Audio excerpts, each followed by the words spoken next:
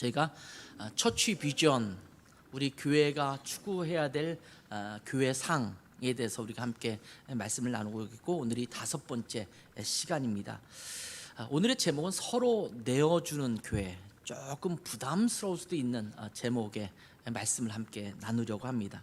저는 오래전에 경기도 양평에 있는 아세하 연합신학대학교라는 곳에서 이루어진 한 아름다운 이야기를 그 학교를 졸업하신 목사님을 통해서 들은 적이 있습니다. 그 학교의 한 교실 뒤에는 신학생들이 모여서 공부하는 학교죠. 한 교실 강의실 뒤에는 조그만 바구니가 놓여져 있었다고 합니다. 거기에는 1,000원짜리, 100원짜리, 500원짜리, 또 10원짜리, 50원짜리 이런 돈들이 들어 있었고, 가끔씩 10,000원짜리 지폐도 보였다고 합니다. 여러분, 꽤 오래된 얘기이기 때문에 5만 원권이 없었던 시절이고 100원도 그래도 유용했던 그런 시절 이야기입니다. 그리고 이 바구니에 그런 돈들이 쭉 있는데, 이 돈은 어떻게 사용되는 거냐면 학생들 중에서 누구든지 필요하면 필요한 만큼 가져갈 수 있는 그런 바구니였다고 합니다. 버스비가 모자르면 버스비만큼 이렇게 가져가기도 하고, 내가 오늘 점심을 먹어야 되는데 점심값이 부족하면 거기서 내가 먹을 점심값 정도를 또 가져가서 그렇게 먹는 그런 일이 있었다고 합니다.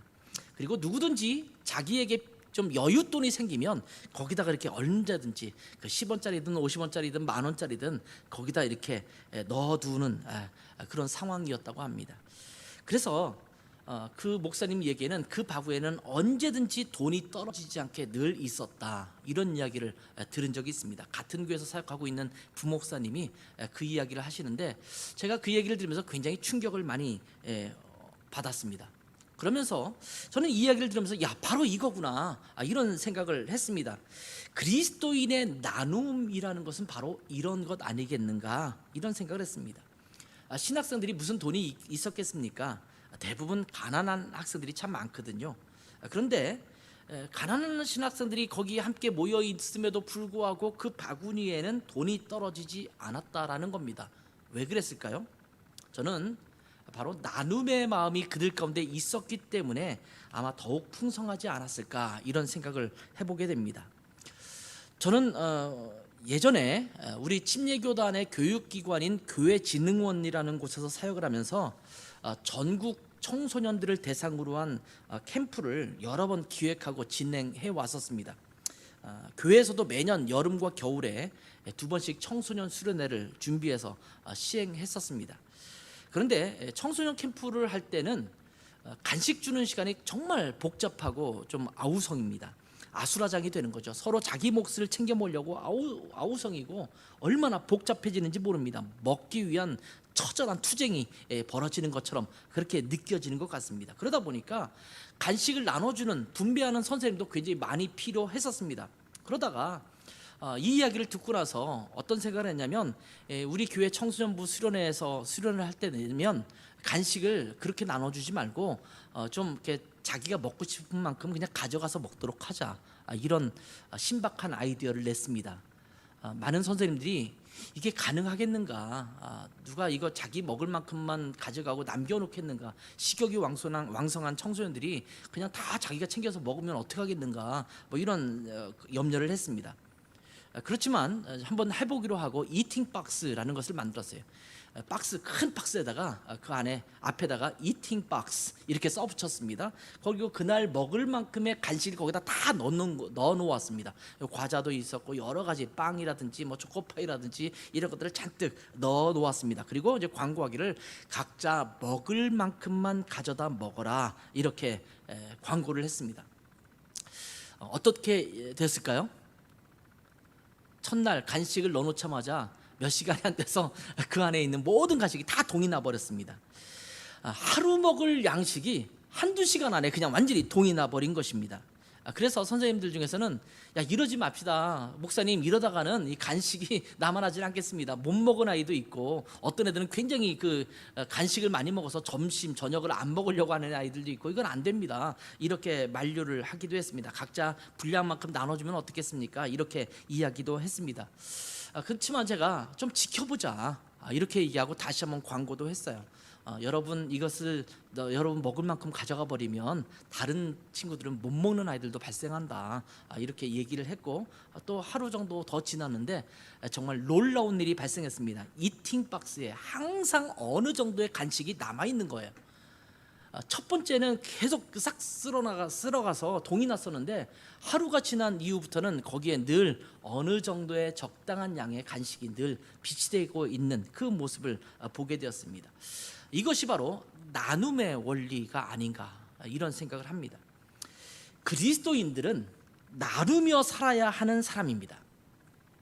예수님께서도 자기 자신을 우리에게 나눠주셨습니다. 하나님께서도 하나밖에 없는 독생자 예수 그리스도를 우리에게 주셨습니다.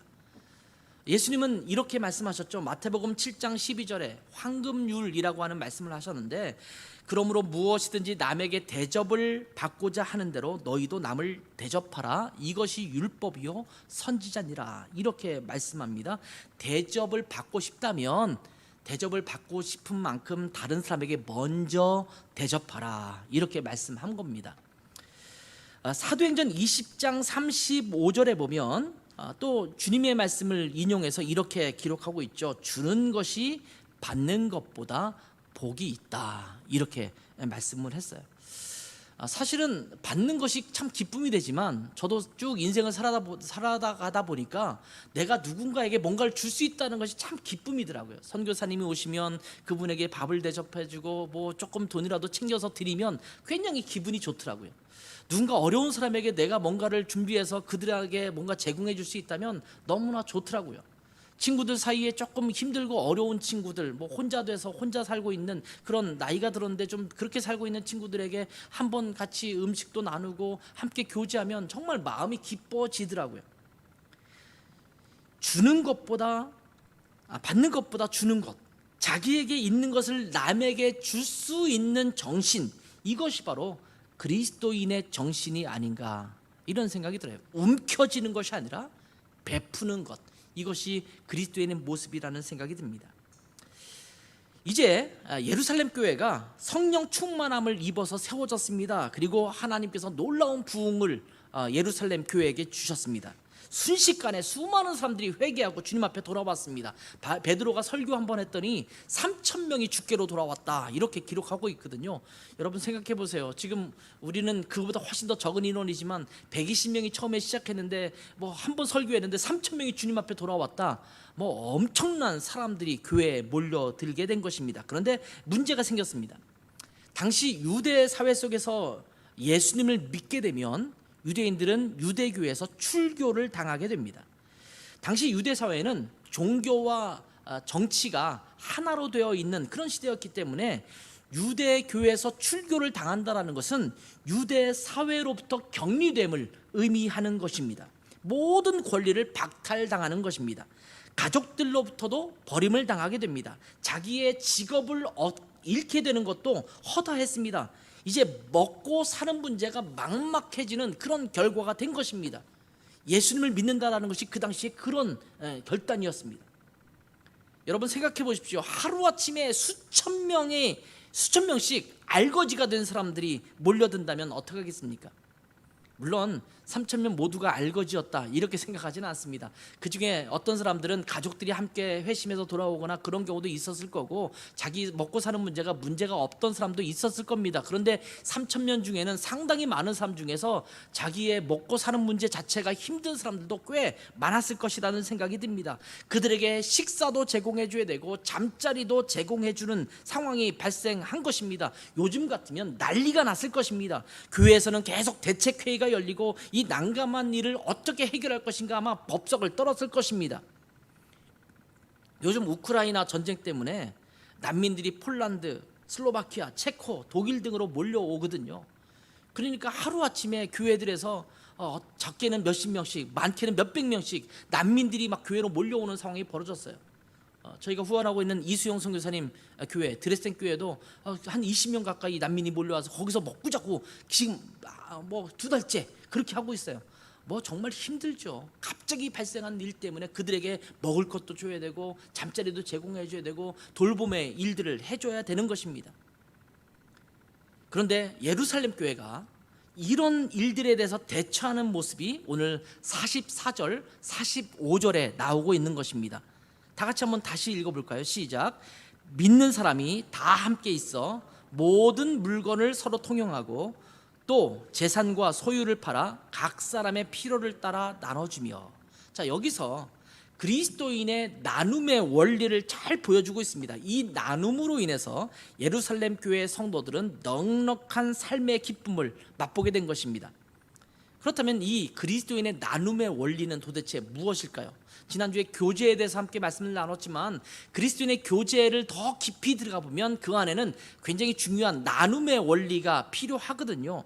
그 나눔의 원리가 뭘까요? 첫 번째는 뭐냐면 자기 것을 포기하는 것입니다. 뭐라고요? 자기 것을 포기하는 것입니다. 예루살렘 교회의 성도들이 가장 먼저 했던 일 중에 하나는 뭐냐면 내 것을 포기하는 것입니다. 내 것을 포기하면 내가 부족하게 되잖아요. 그런데 참 재미있는 사실은 그 결과로 인해서 예루살렘 교회는 부족한 사람이 없어졌습니다. 내 것을 내놓았는데 모두가 충족되는 거예요. 나도 부족하지 않고 다른 사람도 부족하지 않은 것입니다. 왜? 모두 우리의 것이 되기 때문입니다. 모두가 우리의 것이에요. 어쩌면 이것은 공산주의의 원리와 비슷하다 이런 생각이 들지만 그러나 공산주의와는 꽤 다르죠. 공산주의는 정치적 이념과 체제 아래서 좋든 싫든 시스템에 의해서 그렇게 하는 것이잖아요. 그런데 그리스도인들의 나눔은 누가 시켜서 하는 것이 아니라 자발적으로 하는 것입니다. 먹고 사는 문제를 자기가 알아서 하는 거예요. 뭐 공산당처럼 너는 어디 가서 무슨 일을 하고 너는 어디 가서 무슨 일을 하고 이렇게 말하는 게 아니에요. 각자 먹고 자기가 벌어서 사람들마다 그 재능에 의해서 많이 버는 사람도 있고 적게 버는 사람도 있었습니다. 그런데 그것을 함께 공유하고 나누는 일을 했다라는 것입니다. 누가 강요해서 이루어진 일이 아니라 그 마음 가운데 서로 나누어야만 우리가 함께 살 수 있음을 깨달은 것입니다. 그래서 서로 물건을 통용했다 이렇게 말합니다. 내 것과 너의 것을 따지지 않았다라는 것입니다. 그냥 우리 것이 존재할 뿐입니다. 우리가 우리의 것을 내놓지 못하고 포기하지 못하는 이유가 무엇일까요? 내 것이라는 소유 개념 때문입니다. 내 것이 아니라 하나님의 것이라는 신앙 고백이 우리에게 있다면 이것은 어렵지 않은 일입니다. 나눌 수 있어요. 이건 내 것이 아닙니다. 하나님의 것입니다. 여러분, 남의 것은 선심 쓰기도 쉽잖아요. 회사 같은 데서 공금으로 뭐 밥을 먹거나 뭐 이럴 때는요 굉장히 비싼 음식도 서슴지 않고 먹을 수가 있어요. 저도 지금까지 인생을 살아가면서 맛있는 음식, 비싼 음식을 먹었던 기억 중에 많은 경우는 공금 때문에 먹었던 경우가 많아요. 그러니까 그 맛있는 걸 먹는 거예요. 어디 가든지 이건 공금이야 그러면 야 이것도 먹고 저것도 먹고 그 한도 안에서 마음껏 먹지 않습니까? 내 것이 아니면 굉장히 너그러워져요. 쓸 수 있어요. 누군가 나에게 뭐 예를 들면 1억을 갖다 주고 목사님 이것을 가지고 목사님이 필요하다고 생각되는 곳에 사람들을 돕기 위해서 좀 써주십시오 이렇게 말한다고 하면 굉장히 제가 만나는 사람에게 너그러워질 거예요. 당신 사역하는데 얼마가 필요해요? 그게 부족해요? 그럼 내가 당신한테 1,000만 원 줄게요. 내 돈 1,000만 원 주는 건 굉장히 어려울 수 있을지 모르지만 우리에게 주어진 내 것이 아닌 나는 그냥 흘려보내야 될 사람이라고 한다면 그 돈 가지고 굉장히 생생나면서 기분 좋게 막 쓸 수 있을 거예요. 우리가 갖고 있는 것을 내 것이라고 생각하니까 인색해지거든요. 근데 여러분, 우리가 가져야 될 생각은 뭐냐면 내가 갖고 있는 것이 내 것이 아니라 누구 것이라고요? 하나님의 것이다 라고 생각하면 굉장히 마음이 편해지죠. 사도행전 4장 32절에서 35절 오늘 읽었던 2장에서 2장 정도 더 지나갔었잖아요. 거기에 보면 이렇게 말씀하고 있어요. 믿는 무리가 한 마음과 한 뜻이 되어 모든 물건을 서로 통용하고 자기 재물을 조금이라도 뭐라고 돼 있어요? 자기 것이라 하는 이가 하나도 없더라. 이게 초창기 사도행전에 나오는 초창기 예루살렘 교회의 모습이었어요. 물론 이것을 가지고 지금도 그래야 된다, 모든 재산을 다 교회에다 내놓고 같이 나눠 쓰자, 이렇게 말할 수 있는 상황은 아니에요. 왜냐하면 그때 아까도 말씀드렸지만 배경이, 그런 상황이 벌어진 이유가 갑자기 수많은 사람이 자기 집도 잃고 직업도 잃고 이렇게 들어온 사람들이 많았기 때문에 어쩔 수 없이 상황 때문에 일어난 현상이에요. 필요가 있었기 때문에 그렇게 했다라는 거예요. 그러니까 이것을 그대로 적용해서 오늘날 교회 모든 성도들도 다 재산을 팔아서 교회 갖다 내고 그걸 나눠 씁시다, 이렇게 말하기에는 무리가 좀 있어요. 중요한 건 뭐냐면 그런 필요가 느껴지자 자기의 것을 자기의 것으로 여기지 않고 필요에 따라서 나누어 썼다, 이것입니다. 모든 것을 하나님의 것으로 인정하는 삶을 살아야 합니다. 내 것이라는 생각을 버려야 합니다. 그 어느 것도 내 것이 아닙니다. 여러분, 누가복음 12장 13절에서 21절을 보면 혹시 여러분 여기에 어떤 이야기가 나오는지 아십니까? 누가복음 12장 13절에서 21절, 어리석은 부자의 비유가 나옵니다. 어떤 얘기가 나오냐면 여기에 한 부자가 있었어요. 근데 농사를 아주 크게 짓고 있었는데 농사를 잘 지었어요. 그래서 소출이 풍성했어요. 창고가, 큰 창고가 있었는데 그 창고에 차고 넘쳐서 뭐 더 이상 쌓아둘 곳이 없어서 다시 창고를 지어야 되는 엄청난 부를 누리고 있는 사람이었습니다. 근데 그 사람이 그 많은 재산을 모아가지고 어떻게 말하고 있냐면 내 영혼아, 내가 이제 먹고 즐기고 쓰자, 이렇게 이야기합니다. 자기만 그것을 누리고 고백하려고 하는 것입니다. 그의 고백을 쭉 읽다 보면 어느 한 군데도 하나님을 생각하거나 주변에 있는 다른 사람을 생각하는 요소가 등장하지 않습니다. 이 어리석은 부자는 남을 배려하지 않고 하나님도 생각하지 않았습니다. 그래서 하나님께서 그를 향해서 뭐라고 말하냐면 어리석은 자여, 이렇게 묻는 거예요. 그래서 어리석은 부자가 됩니다. 그날 밤 하나님께서 너의 영혼을 찾겠다, 이렇게 말씀하시거든요. 그러면 너의 쌓아둔 것이 누구 것이 되겠느냐, 이런 질문을 해요. 여러분, 우리가 흔히 알다시피 우리는 공술의 공수거 아닙니까? 빈손으로 왔다가 빈손으로 가잖아요. 저는 목사기 때문에 굉장히 많은 장례식을 가보지만 어떤 분도 뭐 돈을 싸들고 죽음의 장소로 가는 분은 없는 것 같아요. 물론 노잣돈 나라고 뭐 이렇게 뭐 입관할 때 뭐 이렇게 놓기도 하지만 제가 알고 있기로는 그 돈은 누군가가 가져가는 걸로 알고 있어요. 그분이 갖고 가지 않아요. 물론 옛날에 왕들이 죽거나 그럴 때 거기다 보물도 함께 묻고 그렇지만 지금 수천 년이 지나서 그것을 파보면 그대로 그것이 남아 있어요. 누구도 가져가지 못하고 거기에 남아 있는 거예요.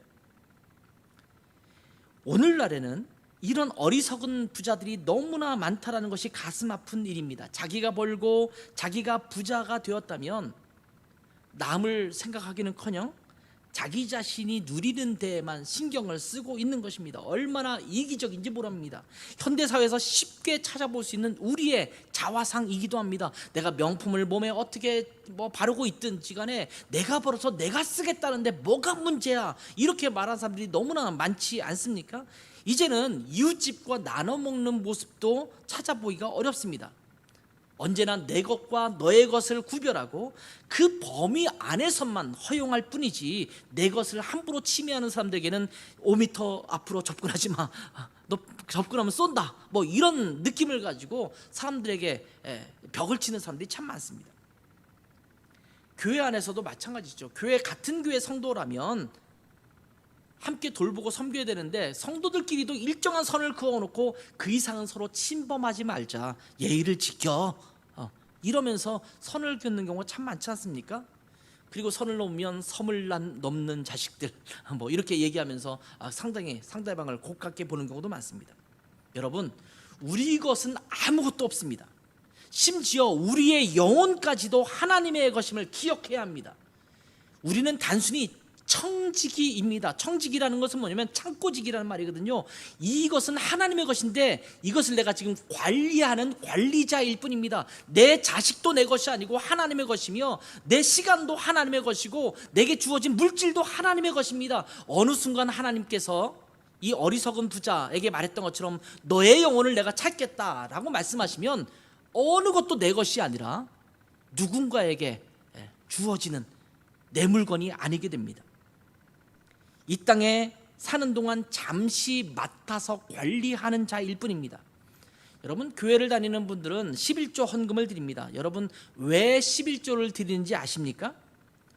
흔히들 11조는 하나님의 것인데, 10분의 1은 하나님의 것인데 이 11조를 떼어 먹으면 하나님이 저주하시겠지, 하나님의 것을 탐낸다고 하면서, 하나님의 것을 도둑질한다고 하면서 하나님이 아마 징계를 주실 거야, 이렇게 생각하시는 분도 있을 거고, 어떤 분은 야, 하나님의 것을 내가 하나님 앞에 드려야지만 하나님이 축복하시지 않을까, 내가 마치 얼마를 드리면 여기보다 몇 배로 하나님께서 더 축복하실 거야, 마치 보험 들듯이 그렇게 헌금을 하시는 분도 없지 않아 있습니다.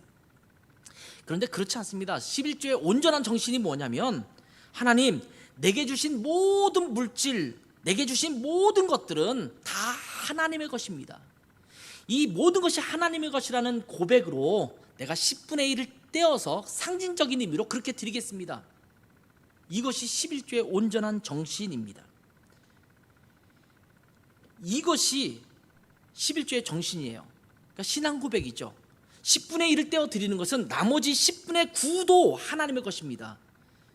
그 표시로 제가 10분의 1을 떼어서 드리는 겁니다. 이런 고백을 하는 사람들은 어떻게 살까요? 나머지 10분의 9를 가지고도 내 마음대로 쓰지 않고 하나님이 기뻐하시는 일을 위해 쓰는 거예요. 그러니까 허랑방탕 마음대로 쓰지를 않죠. 왜? 그것조차도 하나님의 것이니까. 하나님은 11조를 잘 드리는 사람에게 복 주실 거라고 저는 생각해요. 왜냐하면 그렇거든요. 자녀들에게도 내가 돈을 예를 들면 10만 원을 줬는데 10만 원 가지고 하루아침에 그냥 다 어디 가서 허랑방탕 쓸데없는데 쓰는 친구에게는, 자식에게는 나중에 돈이 생겨도 주고 싶지가 않아. 왜냐하면 뻔하니까, 이렇게 주면 또 허랑방탕 맘대로 쓸 거니까 의미가 없잖아요. 근데 딱 돈을 줬는데 뭔가 관리해서 잘 쓰는 거예요. 좋은 데 쓰고 아주 유용한 데 쓰고, 이렇게 하면 그 사람에게는 나중에 돈을 더 주고 싶거든요. 하나님도 마찬가지라고 생각해요. 우리에게 주신 물질, 내가 청지기로서, 관리자로서 잘 사용하고 있으면 하나님께서 야, 이 사람은 정말 잘 사용하는구나, 이 사람에게 더 줘도 되겠다. 아마 저는 그래서 11조를 잘하고 그렇게 그 정신을 가지고 살아가는 사람에게는 하나님이 복을 주실 거라고 믿습니다. 그러나 복 받기 위해서 11조를 드리는 건 아니거든요. 결과로 복을 받을 뿐이지 그걸 안 한다고 해서 하나님이 저주하시고 그런 것은 아니라고 저는 생각합니다. 여러분, 모든 것은 하나님의 것입니다.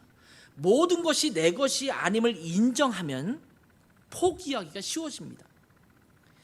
하나님이 우리가 다 같이 누리고 함께 나누라고 주신 것들입니다. 여러분에게 돈을 더 많이 주셨다면 하나님을 위하여 또 다른 사람을 위하여 나눠주라고 더 주신 것입니다. 어떤 사람에게 시간이 더 많이 있다면 하나님과 다른 사람을 위해서 그 시간을 사용하라고 시간을 더 많이 주신 것입니다. 여유 있게 주신 것입니다.